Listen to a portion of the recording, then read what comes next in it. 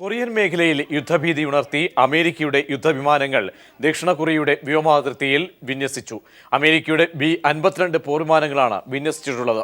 വിശദാംശങ്ങളുമായി അഭിലാഷ് ചേരുന്നു.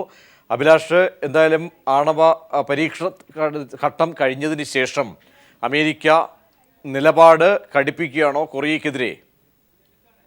പ്രജീഷ്, വളരെ യുദ്ധസമാനമായ സാഹചര്യമാണ് ഇപ്പോൾ കൊറിയൻ അതിർത്തിയിൽ നിലനിൽക്കുന്നത്. കഴിഞ്ഞ ബുധനാഴ്ച ഹൈഡ്രജൻ ബോംബ് പരീക്ഷിച്ചിരുന്നു ഉത്തര കൊറിയ. അതിനുശേഷമാണ് വീണ്ടും ഇരു കൊറിയകളും തമ്മിലുള്ള സംഘർഷം രൂക്ഷമായത്. മാത്രമല്ല, ഇതിനെ തുടർന്ന് നമുക്കറിയാവുന്ന ഏറ്റവും വലിയ പ്രസക്തമായ ഒരു കാര്യം, ഇത് 4ാമത്തെ തവണയായിരുന്നു ഹൈഡ്രജൻ അണുവായുധ പരീക്ഷണം ഉത്തര കൊറിയ നടത്തുന്നത്. നേരത്തെ 2006-ലും 2009-ലും 2013-ലും ഉത്തര കൊറിയ ആണവ പരീക്ഷണം നടത്തിയിരുന്നു. തുടർന്ന് UN ഐക്യരാഷ്ട്രസഭ ഉത്തര കൊറിയയ്ക്ക് മേൽ ഉപരോധം ഏർപ്പെടുത്തുകയുണ്ടായി. ആ ഉപരോധം നിലനിൽക്കവെയാണ് വീണ്ടും അവർ ഒരു ആണവ പരീക്ഷണം കൂടി നടത്തിയത്. അതിൻ്റെ പശ്ചാത്തലത്തിലാണ് ഈ സംഘർഷം രൂക്ഷമായത്. ഇന്ന് പുലർച്ചെയോടെയാണ് അമേരിക്കയുടെ B-50 യുദ്ധവിമാനങ്ങൾ ദക്ഷിണ കൊറിയയുടെ വ്യോമ മേഖലയ്ക്ക് മുകളിലൂടെ തുടർച്ചയായി പറന്നുകൊണ്ടിരിക്കുന്നത്. ഇതിന് നേരത്തെ ഒരു പശ്ചാത്തലം എന്ന് പറയുന്നത്, നേരത്തെ ഈ ഉത്തര കൊറിയ ആണവ പരീക്ഷണം നടത്തിയതായ റിപ്പോർട്ട് പുറത്തു വന്നപ്പോൾ തന്നെ ദക്ഷിണ കൊറിയ അമേരിക്കയുടെ സൈനിക സഹായം അഭ്യർത്ഥിച്ചിരുന്നു. കാരണം ഉത്തര കൊറിയ ഉയർത്തുന്ന ഭീഷണി നേരിടണമെങ്കിൽ തങ്ങൾക്ക് അമേരിക്കയുടെ സൈനിക സഹായം ആവശ്യമുണ്ടെന്ന് അവർ ആവശ്യപ്പെടുകയും ഇതിനനുസരിച്ച്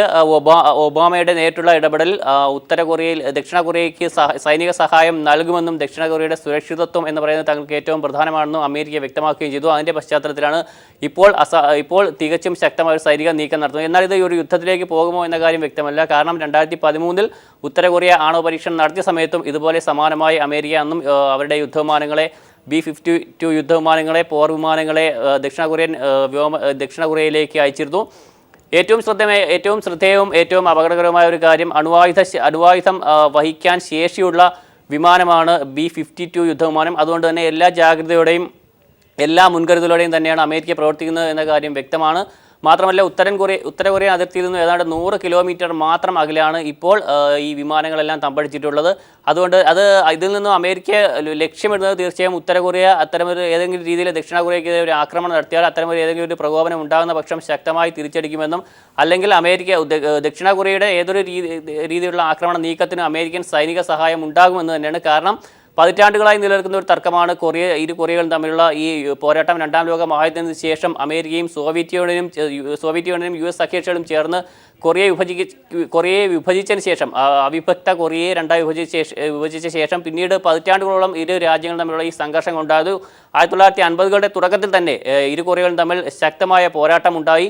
അവിടെ ലോകത്തെ വൻ ശക്തികൾ US-ഉം സോവിയറ്റ് യൂണിയനും 2 പക്ഷങ്ങളായി ചേരുകയും അത് ശക്തമായ ഒരു പോരാട്ടങ്ങളെ നീങ്ങുകയും ചെയ്തു. ഒടുവിൽ ഉത്തര കൊറിയയും ചൈനയും റഷ്യയും ഉൾപ്പെടുന്ന സഖ്യം അന്ന് വിജയിക്കുകയുണ്ടായി. അമേരിക്കയ്ക്കും ദക്ഷിണ കൊറിയ അടങ്ങുന്ന കക്ഷികൾക്ക് അന്ന് വൻ പരാജയം എതിർക്കേണ്ടി വന്നു. പിന്നീട് ഐക്യരാഷ്ട്രസഭയുടെ മധ്യസ്ഥതയിലാണ് ഈ ഒരു പ്രശ്നം ഒത്തുതീർപ്പായതും.